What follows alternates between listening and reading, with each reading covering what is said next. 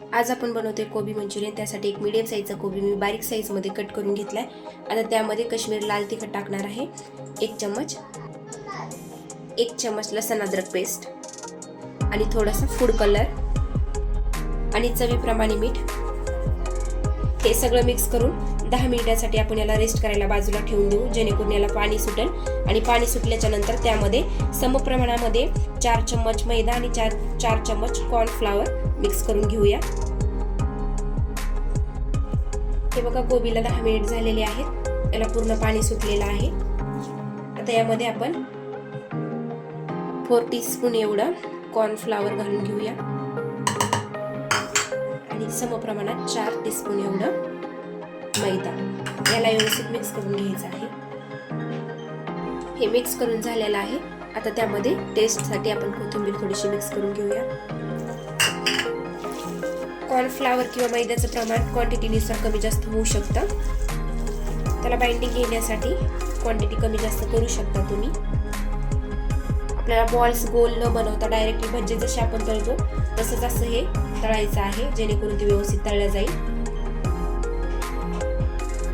हे बघा, रेडी आहेत आता आपले मंचुरियन तळून। बघा किती क्रिस्पी झालेले आहे।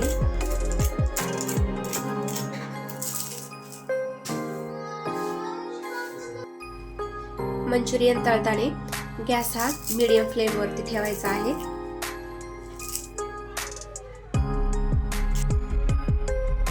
आपण मंचुरियनची रेसिपी बघितली। आता आपण बघणार आहोत त्याची ग्रेव्ही। त्यासाठी एका कढईमध्ये मी तेल ठेवलं आहे तापायला। तर त्यामध्ये टाकणार आहे मोहरी थोडीशी तडतडली की त्यामध्ये टाकणार आहोत शिमला मिरची। त्याचबरोबर थोडासा कांदा आहे हा पातीवाला, पत्ता गोबी, 2 हिरवी मिरची आणि कांद्याची पात। याला 2 मिनिटापर्यंत व्यवस्थित फ्राय करून घेऊया। 2 मिनिट झालेले आहेत। आता आपण त्यामध्ये टाकणार आहोत लसूण अद्रकची पेस्ट, 1 चम्मच हळदी पावडर आणि काश्मीरी लाल तिखट टाकू टेस्टनुसार, 2 चम्मच टाकले। याला व्यवस्थित मिक्स करून घेऊया। त्याचबरोबर 1 टीस्पून एवढं सोया सॉस, 2 टीस्पून एवढं रेड चिली सॉस, याला पण मिक्स करून घ्यायचं आहे। वर 1 टीस्पून एवढं केचप, त्याला पण मिक्स करून घेऊया। याला टाकते कोथिंबीर।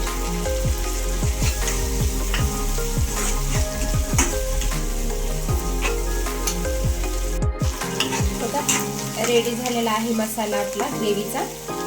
माझ्याकडे हा मसाला होता फ्रीज मध्ये म्हणून मी टाकते, नसेल तर काही प्रॉब्लेम नाही। एवढे सॉस आणि आपण जे लाल तिखट वगैरे टाकले शक्यतो एवढंच त्याच्यामध्ये टाकत असतात। माझ्याकडे आहे म्हणून हा मसाला मी पाण्यामध्ये मिक्स करून याच्यामध्ये मिक्स करते। हा मसाला जर नसेल तर कॉर्नफ्लॉवर एका वाटीमध्ये घेऊन 2 चम्मच घेऊन त्यामध्ये पाणी मिक्स करून आपण यामध्ये ऍड केलं तर त्याने पण ही ग्रेव्ही छान बनते। आता यामध्ये चवीनुसार मीठ, मसाल्यामध्ये थोडंसं मीठ होतं म्हणून मी थोडं टाकते यामध्ये। आता यामध्ये ऍड करते मंचुरियन, त्याला व्यवस्थित मिक्स करून घेते।